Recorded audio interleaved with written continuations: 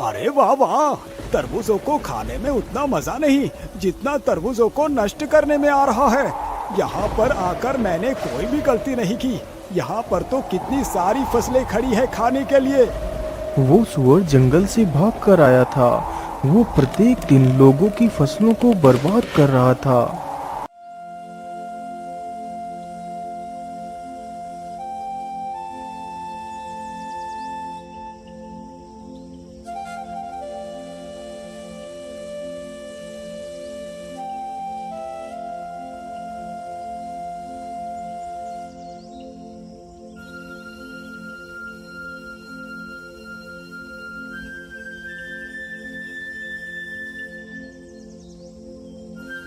हे भगवान, ये क्या हो गया? मेरे खेत के तो सारे तरबूज उस दुष्ट सुअर ने बर्बाद कर दिए।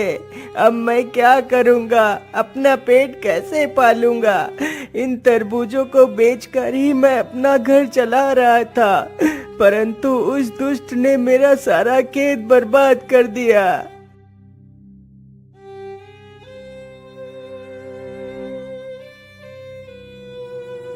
अरे मुन्ना भाया, क्या हुआ? आप रो क्यों रहे हो? अरे मंगलू भाई, सब कुछ तो तुम्हारी आंखों के सामने ही है। उस दुष्ट सुअर ने मेरा सारा खेत बर्बाद कर दिया। मुन्ना किसान की यह बात सुनकर मंगलू थोड़ा सा सहम जाता है। हे भगवान, यदि वो दुष्ट सुअर यहाँ तक आ गया तो कहीं उसने मेरे खेत को भी तो नहीं बर्बाद कर दिया। चलो जल्दी से मैं अपने खेत पर चलकर देखता हूँ। इतना सोचकर मंगलू अपने खेतों की तरफ जाता है तो देखता है उसकी सारी फसल एकदम ठीक है। हे भगवान, तेरा लाख लाख शुक्र है जो मेरा फसल सुरक्षित है।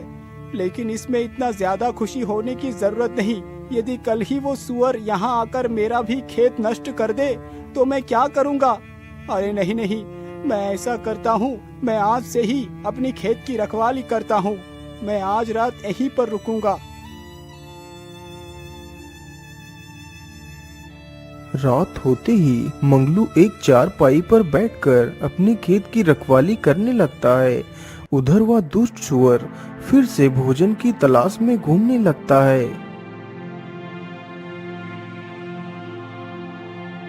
इधर तो खाना दिखाई नहीं दे रहा। मैं ऐसा करता हूँ, उधर को ही चलता हूँ जहाँ कल ढेर सारे तरबूज खाए थे। इतना सोचकर सुअर उधर को ही चल देता है जिधर मुन्ना का खेत था। रास्ते में ही मंगलू का भी खेत पड़ता था जिसमें मंगलू ने खरबूजे बो रखे थे। अरे वाह, इधर से कितनी अच्छी खुशबू आ रही है। चलो इधर को ही चलता हूँ। वैसे भी कल तो मैंने तरबूज खाई ही थी, आज कोई नई चीज का स्वाद लेता हूँ।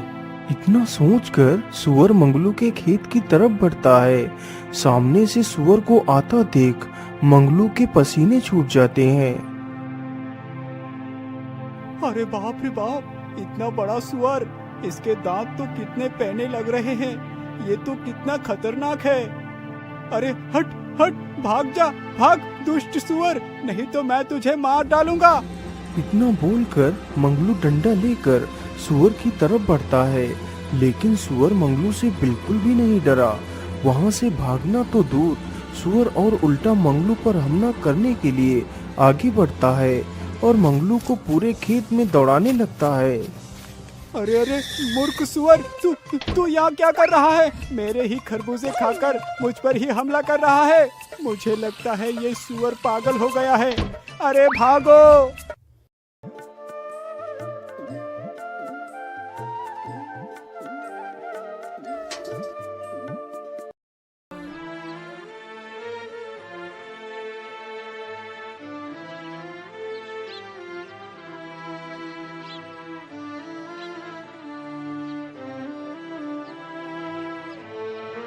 हे भगवान, ये सब क्या हो गया? मेरा सारा खेत उस दुष्ट सुअर ने उजाड़ दिया। अब मैं क्या करूंगा? मैं इस दुष्ट को जिंदा नहीं छोड़ूंगा। अरे मंगलू भाई, उस दुष्ट सुअर का तो आतंक बढ़ता ही जा रहा है। लेकिन मुन्ना भाया, आखिर हम उस दुष्ट जानवर का कर भी क्या सकते हैं? अरे भाई, आप मेरी सलाह मानो तो हमें महाराज के पास चलना चाहिए। वो हमारी मदद जरूर करेंगे। इतना सोचकर मंगलू और मुन्ना तथा गांव के कुछ लोग राजा के महल में पहुंचते हैं। महाराज, हमारी सहायता कीजिए, हमें बचा लीजिए महाराज। अरे आप लोग शांत हो जाइए, बोलिए आप लोगों की क्या तकलीफ है। राजा के पूछने पर गांव के सभी लोग बारी बारी से राजा को उस सुअर के बारे में बताते हैं। आप लोग शांत हो जाइए। मंत्री जी, उस सुअर ने जिस चीज को भी नुकसान किया है उसे 10-10 सोने की मोहरें दे दी जाए और पूरे राज्य में ये घोषणा करवा दो, जो कोई भी उस सुअर को जिंदा या मुर्दा लाकर मुझे देगा तो मैं उसे मुंह मांगा इनाम दूंगा। राजा का आदेश होते ही सैनिक पूरे राज्य में घूम घूम कर घोषणा करने लगते हैं। सुनो सुनो सुनो, हमारे राज्य में एक दुष्ट सुअर घुस आया है। यदि कोई भी इंसान उस सुअर को जिंदा या मुर्दा पकड़कर महाराज के सामने पेश करेगा तो महाराज उसे मुंह मांगा इनाम देंगे। सुअर इतना ज्यादा खतरनाक था कि किसी की भी हिम्मत नहीं हुई कि उसे पकड़ने के लिए जाए और अपनी जान जोखिम में डाले।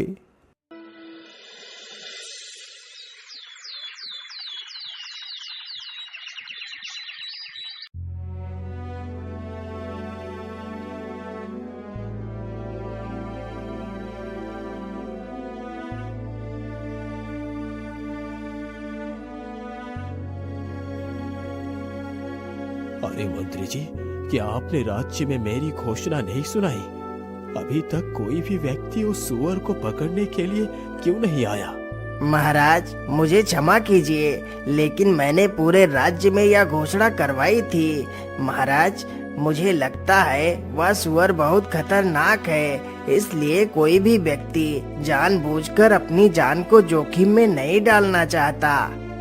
परंतु मंत्री जी, यदि ऐसा ही रहा तो वो सुअर हमारे पूरे राज्य का विनाश कर देगा। महाराज, उस सुअर को पकड़ना या फिर मारना किसी आम आदमी के बस की बात नहीं है। मंत्री जी, मुझे लगता है मुझे अपनी शर्त को बदलना होगा। इसीलिए मंत्री जी, तुम जाओ और पूरे राज्य में ये घोषणा कर दो, यदि कोई भी मुझे उस सुअर को जिंदा या मुर्दा पकड़ कर देगा तो मैं उसे अपना आधा राज्य तथा अपनी राजकुमारी की विवाह भी उसी वीर के साथ करवा दूंगा। सुनो सुनो सुनो, राजा ने अपनी शर्त बदल दी है। अब यदि कोई इंसान उस सुअर को जिंदा या मुर्दा लाकर राजा को देगा तो राजा उसे अपना आधा राज्य दे देगा तथा अपनी पुत्री का विवाह उसी के साथ कर देगा। सैनिक पूरे राज्य में यह घोषणा करते हैं। उन सैनिकों की बात दो भाई चुपचाप खड़े होकर सुन रहे थे। बड़े भाई का नाम राकेश तथा छोटे भाई का नाम भोला था। राकेश बड़े ही कुटिल स्वभाव का था, जबकि भोला तो मानो भोला ही था। वह दोनों बहुत ही गरीब थे। अरे भोला, क्या तुमने भी वही सुना जो मैंने सुना है? हाँ भैया, आपने एकदम ठीक ही सुना है। अब तो मैं ही उस सुअर को मार कर लाऊंगा और राजकुमारी से विवाह कर बन जाऊंगा इस राज्य का राजा। इसीलिए मैं तो चला महाराज के पास। इतना कहकर राकेश वहां से चला जाता है और भोला भी अपने घर की तरफ चला जाता है।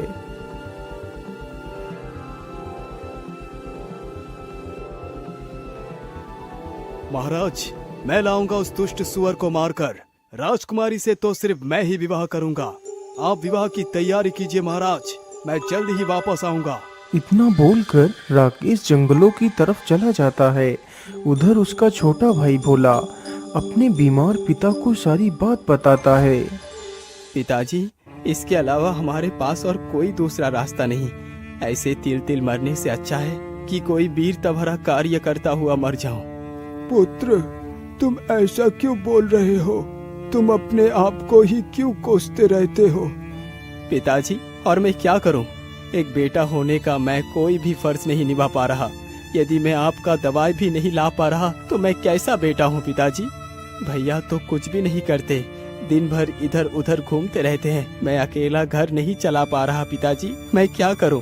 पुत्र, तुम दुखी मत हो, भगवान पर भरोसा रखो, सब कुछ ठीक हो जाएगा। पिताजी, यदि सचमुच भगवान सब कुछ ठीक कर देंगे तो मैं भगवान के सहारे ही उस दुष्ट सुअर को पकड़ने के लिए जाऊंगा। यदि ईश्वर ने चाहा तो मैं जरूर अपने मकसद में कामयाब होऊंगा। ठीक है बेटा, यदि तुम्हारी यही इच्छा है तो तुम जा सकते हो। जाओ पुत्र, ईश्वर तुम्हारी सहायता अवश्य करेगा। ठीक है पिताजी, अब मैं चलता हूँ। इतना बोलकर भोला महल की तरफ चल पड़ता है और जल्दी ही महल में पहुंच जाता है। महाराज, मुझे आपकी शर्त मंजूर है। मैं लाऊंगा उस सुअर को। मुझे जाने की आज्ञा दी जाए महाराज। ठीक है पुत्र, तुम जा सकते हो। राजा की आज्ञा मिलते ही भोला एक तलवार लेकर जंगलों की तरफ निकल पड़ता है। उधर भोला का भाई राकेश पूरे जंगल में इधर उधर घूमता है, लेकिन उसे सुअर कहीं भी दिखाई नहीं देता। अरे बाप रे बाप, सुबह से घूमते घूमते तो मुझे दोपहर हो चुकी है, अभी तक मुझे वो सुअर दिखा ही नहीं दिया। इतना कहकर राकेश फिर आगे बढ़ता है और इधर उधर उस सुअर को ढूंढने लगता है। अरे राम राम राम, इतनी कड़कती धूप में मुझसे चला नहीं जा रहा। भाड़ में जाए वो सुअर, अब तो मैं इससे आगे और नहीं चल सकता। मैं ऐसा करता हूँ, इसी पेड़ के नीचे लेटकर थोड़ा सा आराम कर लेता हूँ। इतना कहकर राकेश उसी पेड़ के नीचे लेटकर सो जाता है। उधर भोला बेचारा कड़कती धूप में ही उस सुअर को ढूंढता है। अरे रुक जाओ बेटा, मेरी बात सुनो। भोला जैसे ही पीछे मुड़कर देखता है तो उसके सामने एक बूढ़ा बौना आदमी खड़ा होता है, जिसके हाथ में एक तलवार होती है। बोलिए बाबा, आप मुझसे क्या कहना चाहते हैं?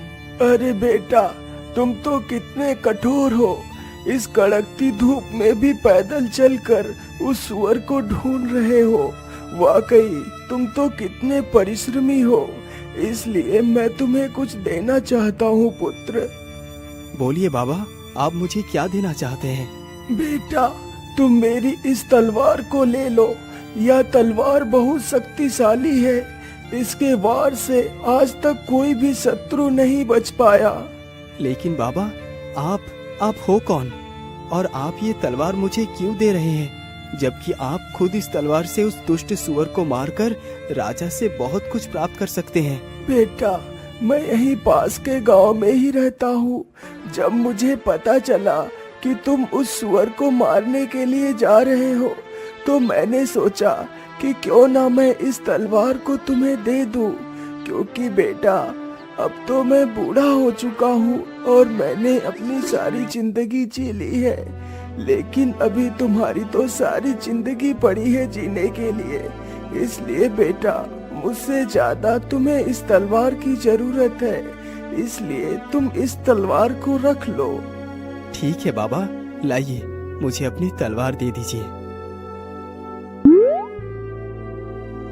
अच्छा बाबा, अब मैं चलता हूँ। इतना कहकर भोला हाथ में तलवार लेकर जंगल में आगे बढ़ता है। भोला चलते चलते एक गुफा के पास पहुंचता है। अरे ये क्या, यहाँ पर तो किसी जानवर के पैर के निशान हैं। कहीं ये निशान उस सुअर के तो नहीं है? हाँ, जरूर ये निशान उस सुअर के ही है। चलो, मैं इस गुफा के भीतर चलकर देखता हूँ। इतना कहकर भोला गुफा के भीतर घुस जाता है। ये गुफा तो कितनी डरावनी है। आखिर वो सुअर कहाँ पर हो सकता है?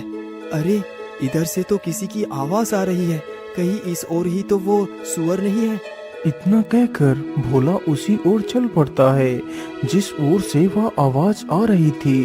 कुछ दूर चलते ही भोला देखता है कि वह जंगली सुअर कुछ तरबूज और फलों को खा रहा है। अरे दुष्ट सुअर, तू गांव वालों को तकलीफ देकर आराम से यहाँ पर मस्ती कर रहा है। मैं तुझे जिंदा नहीं छोड़ूंगा। इतना कहकर भोला सुअर की तरफ बढ़ता है। सुअर भी इतना खूंखार था कि वह भी भोला पर हमला करने के लिए उसकी तरफ बढ़ता है।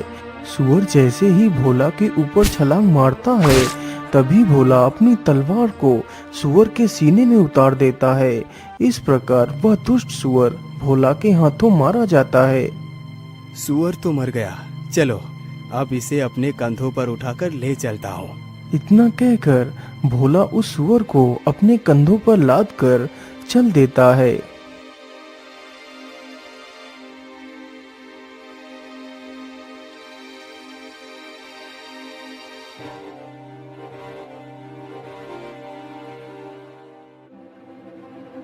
भोला चलते चलते वहीं से गुजरता है जहां पर उसका बड़ा भाई एक पेड़ के नीचे लेटकर सो रहा था। अरे बड़े भैया तो यहाँ पर सोए हुए हैं, चलो मैं उन्हें जगाकर अपने साथ ले चलता हूँ। कहीं किसी जंगली जानवर ने इन्हें यहाँ पर देख लिया तो उन्हें नुकसान भी पहुँचा सकते हैं। अरे भैया उठिए और देखिए, मैं उस सुअर को मार कर ले आया हूँ। भोला के इतना बोलते ही राकेश की आंखें खुल जाती हैं। भोला के कंधों पर उस सुअर की लाश को देखकर राकेश की तो आंखें फटी की फटी रह जाती हैं। अरे भोला, तुमने अकेले ही इस सुअर को मार दिया। तुम तो कितने वीर हो। भैया ये सारा कमाल इस तलवार का है। लेकिन भोला, सारा कमाल इस तलवार का है, वो कैसे? मैं कुछ समझा नहीं। फिर भोला सारी कहानी अपने बड़े भाई को सुनाता है। ओ अच्छा, तो कमाल इस तलवार का है। मुझे कुछ भी करके इस सुअर को हथियाना होगा। यदि ये सुअर को लेकर राजा के पास पहुंच गया तो राजा का आधा राज्य तथा राजकुमारी इसकी हो जाएगी। अरे नहीं नहीं, मेरे जीते जी मैं ये कभी नहीं होने दूंगा। क्या हुआ भैया, आप कहाँ खो गए? अरे नहीं नहीं नहीं भाई, मैं ये सोच रहा था कि तुम इस सुअर का शिकार करके काफी ज्यादा थक गए होंगे। तुम ऐसा करो, इसी पेड़ के नीचे लेटकर थोड़ा सा आराम करो। मैं अभी तुम्हारे लिए कुछ फल लेकर आता हूँ। तुम थोड़ा सा कुछ खा लो, फिर हम घर चलेंगे। ठीक है भैया, जैसी आपकी इच्छा, मैं यहीं पर रुक जाता हूँ। इतना सुनकर राकेश जल्दी ही वहां से चला जाता है।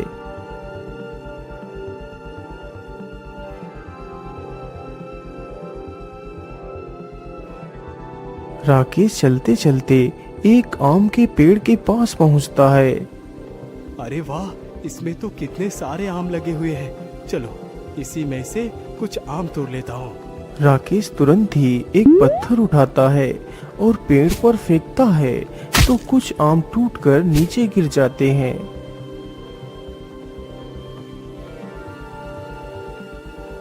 मैं ऐसा करता हूँ, इन आमों के ऊपर इन जहरीले पत्तियों का रस लगा देता हूँ।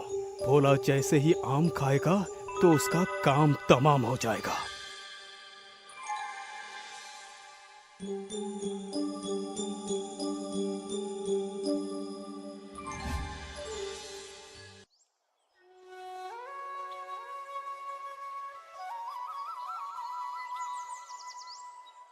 अरे भोला, उठो उठो, देखो मैं तुम्हारे लिए फल तोड़ कर ले आया हूँ। इतना सुनते ही भोला आंखें खोलकर देखता है तो उसके सामने कई सारे आम के फल रखे हुए होते हैं। तो भोला उसमें से एक आम का फल उठा लेता है। भैया आप भी खाइए ना, आप चुपचाप क्यों बैठे हैं?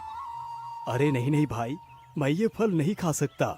ये फल तो मैं सिर्फ तुम्हारे लिए लाया हूँ। मैं तो पेड़ के पास बैठकर ढेर सारे फल खाकर आया हूँ। अब तो मेरे पेट में बिल्कुल भी जगह नहीं बची है कि मैं कुछ और खाऊं। अच्छा ठीक है भैया, मैं कुछ फल खा लेता हूँ और कुछ फल पिताजी के लिए भी ले चलता हूँ। भोला तुरंत ही आम के फलों को खाने लगता है। भोला ने अभी मुश्किल से एक ही आम का फल खा पाया था। अरे भैया, ये कैसा आम था? इसे खाकर तो मुझे चक्कर से आने लगे हैं। इतना कहकर बेचारा भोला जमीन पर गिर जाता है। अरे वाह वाह, भोला तो गया काम से। अब तो मैं बनूंगा राजा। चलो मैं ऐसा करता हूँ, इसकी लाश को कहीं दूर झाड़ियों में दफना देता हूँ।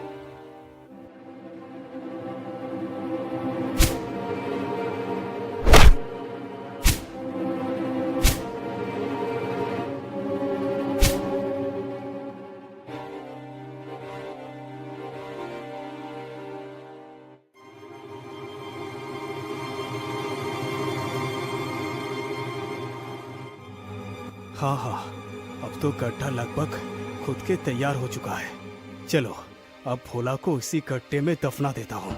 राकेश तुरंत ही भोला का एक हाथ पकड़कर उसे खींचता हुआ गड्ढे के पास ले जाता है और उसे गड्ढे में गिरा देता है। फिर उसके ऊपर मिट्टी डालने लगता है। कुछ देर में ही राकेश ने भोला को मिट्टी से ढक दिया। राकेश जल्दी ही उस मृत सुअर को अपने कंधे पर रखता है और महल की तरफ चल देता है। राकेश चलते चलते जल्दी ही महल में पहुंच जाता है। राजा राकेश के कंधे पर लदे उस सुअर को देखकर आश्चर्य में पड़ जाता है। आखिर इसके जैसा मूर्ख और घमंडी इंसान मेरा दामाद बनेगा। यदि मैंने अपना राज्य इसके हाथों में सौंप दिया तो मेरे सारे राज्य का विनाश ये खुद ही कर देगा। अब क्या करूं? मैं अपने वचन से पीछे भी नहीं हट सकता। क्या हुआ महाराज, आप किस चिंता में डूब गए? आपने अभी भी विवाह की तैयारी नहीं की? अरे बेटा, मैं तुम्हारा विवाह अपनी पुत्री से अवश्य कराऊंगा, लेकिन अभी नहीं। पंडित जी ने बताया है अभी 7 दिनों तक मुहूर्त अच्छा नहीं है, इसीलिए हम तुम्हारा विवाह और अपना आधा राज्य इन 7 दिनों के बाद ही देंगे। ठीक है महाराज, मुझे इससे कोई भी आपत्ति नहीं।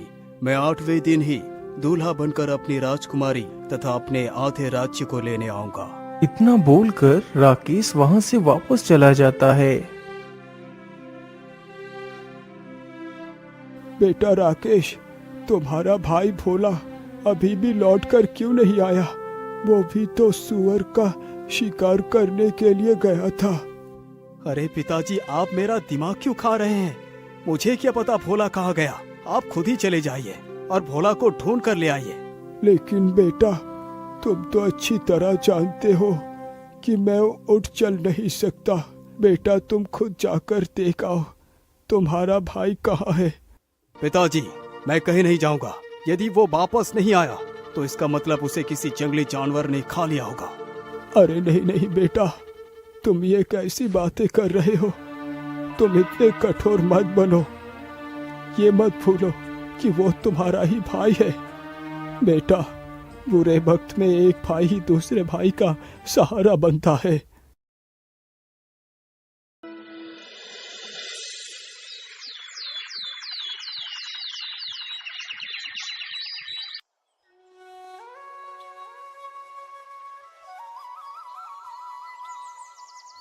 महाराज, 7 दिन तो गुजर गए। आज तो शुभ मुहूर्त है। आप जल्दी से मेरा विवाह राजकुमारी से कर मुझे अपनी आधा संपत्ति दे दीजिए। हे भगवान, क्या मेरी पुत्री का भाग्य इसी दुष्ट के भाग्य से जोड़ दिया है? यदि ऐसी बात है प्रभु, तो मैं खुशी खुशी अपनी पुत्री का विवाह इसी के साथ करने के लिए तैयार हूँ। ठीक है, जरा बैठो। मैं अपने पूरे राज्य में अपनी बेटी के विवाह की घोषणा करवा दूं। मंत्री जी, जाइए और राजकुमारी के विवाह की घोषणा करवा दीजिए और कह दीजिए कि सभी लोग जल्दी से जल्दी राजकुमारी के विवाह में शामिल हो।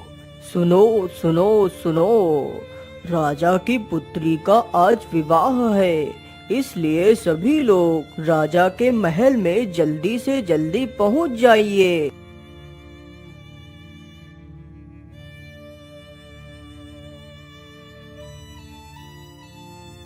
रुक जाइए पंडित जी, ये विवाह नहीं हो सकता। अरे भोला बेटा, तुम कहां से आ गए? तुम तो मर गए थे। नहीं महाराज, मैं मरा नहीं, लेकिन मुझे मारने की पूरी कोशिश की गई थी। लेकिन भोला, तुम्हें किसने मारने की कोशिश की? बताओ मुझे। महाराज, मुझे मारने वाला कोई और नहीं बल्कि मेरे बड़े भैया ही है। लेकिन भोला, तुम इतने दिनों से थे कहाँ? फिर भोला अपनी सारी कहानी वहां पर खड़े सभी लोगों को सुनाने लगता है।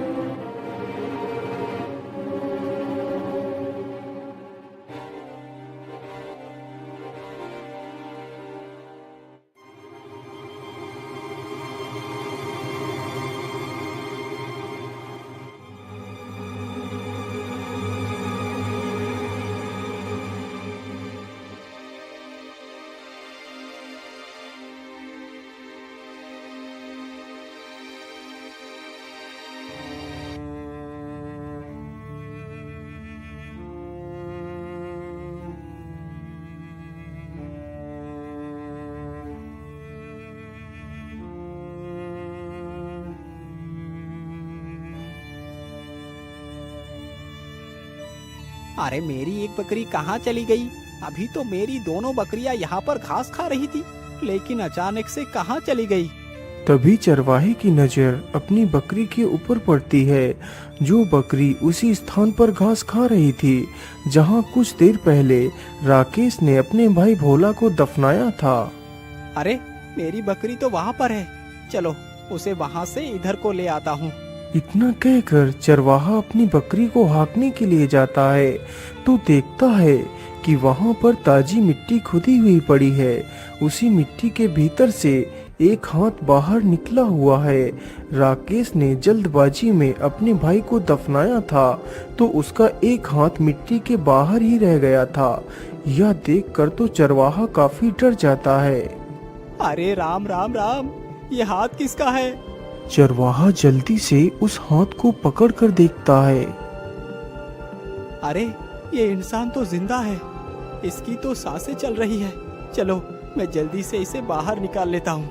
चरवाहा बिना देर किए हुए जल्दी जल्दी से मिट्टी को हटाने लगता है और भोला को बाहर निकाल लेता है।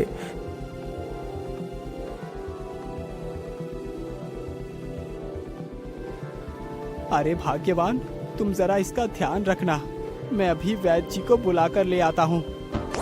चरवाहा तुरंत ही वैद्य के घर जाता है। वैद्य जी जल्दी से हमारे साथ चलिए, मुझे एक युवक बेहोशी के हालत में मिला है, आप जल्दी से चलकर उसे देख लीजिए। चरवाहे की यह बात सुनकर वैद्य उसके घर जाकर देखता है तो भोला की सांसें चल रही होती हैं, लेकिन उसे होश नहीं आया हुआ होता है। अरे भाई, मैं तुम्हें एक औषधि देता हूँ, तुम उस औषधि को पीसकर रोज इसके तलवों पर मलना। यदि ईश्वर ने चाहा तो यह युवक जल्दी ही ठीक हो जाएगा।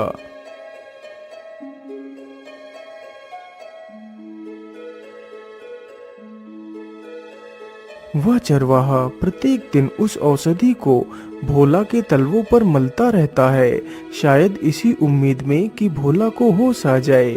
इसी प्रकार धीरे धीरे 7 दिन गुजर जाते हैं।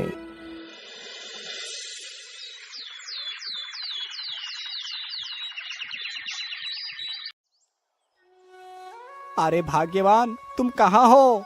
तुम कहाँ हो भाग्यवान? अरे क्या हुआ? आप इतना हाफ क्यों रहे हैं? बताइए क्या बात है?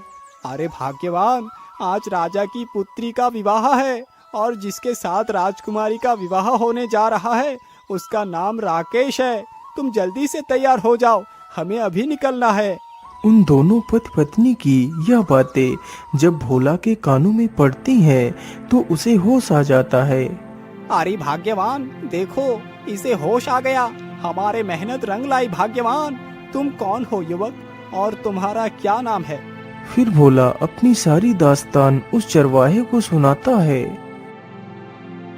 तो इसका मतलब धन के लालच में आकर तुम्हारे भाई ने ही तुम्हें मारने की कोशिश की। अरे भाग्यवान, तुम सुनती हो, आज तक मैं यही कहता रहा कि काश मेरा भी कोई भाई होता, लेकिन भाग्यवान, क्या भाई ऐसे होते हैं जो जरा से पैसे के लालच में अपने ही भाई का गला घोट देते हैं? यदि भाई ऐसे होते हैं तो ठीक है भाग्यवान कि मेरा कोई भाई नहीं है, मैं तो बिना भाई के ही ठीक हूँ। शांत हो जाओ पुत्र, तुम्हारे दुष्ट भाई को इसकी सजा जरूर मिलेगी और राजकुमारी के साथ तुम्हारा ही विवाह होगा और तुम ही बनोगे इस राज्य के राजा। सिपाही, इस दुष्ट को लेकर जाओ और फांसी पर चढ़ा दो। भैया, मुझे माफ कर दो, मैं धन के लालच में आकर ये भूल चुका था कि तुम मेरे ही भाई हो। मैंने तुम्हें मारने के लिए कोई कसर नहीं छोड़ी। इसकी सजा तो मुझे मिलनी ही चाहिए, लेकिन मेरे भाई, हो सके तो मेरी भूल को क्षमा कर देना। यदि तुमने मुझे क्षमा नहीं किया तो मैं मरकर भी तड़पता रहूंगा। चलो सैनिकों, मैं आपके साथ चलने के लिए तैयार हूँ। रुक जाओ सैनिकों, छोड़ दो मेरे भाई को। अरे बेटा, तुम ये क्या कर रहे हो? तुम अपने कातिल पर रहम दिखा रहे हो। महाराज, मुझे क्षमा कर दीजिए। मैं मानता हूँ कि मेरे भाई ने जो भी किया है वो बहुत गलत था, लेकिन उसने अपनी गलती को स्वीकार लिया है। महाराज, जो गलती उसने की वो गलती मैं नहीं कर सकता। अपने आंखों के सामने ही अपने भाई को मरता हुआ भला कौन देख पाएगा। यदि मेरे साथ मेरे भाई ही नहीं रहा तो ये राज्य पाठ धन संपत्ति किस काम की। इसीलिए महाराज मैं आपसे विनती करता हूँ कि आप मेरे भाई को क्षमा कर दीजिए, उसे बख्श दीजिए महाराज। भोला तुम महान हो भोला। तुम मेरे आधे राज्य नहीं बल्कि तुम्हें पूरे संसार का राजा बना दिया जाए तो वो भी गलत नहीं होगा। तुम एक राजा बनने के योग्य हो, इसीलिए तुम्हें आज से ही अपने राज्य का राजा घोषित करता हूँ। फिर बड़े धूमधाम से भोला का विवाह राजकुमारी के साथ कर दिया जाता है और भोला को ही उस राज्य का राजा बना दिया जाता है।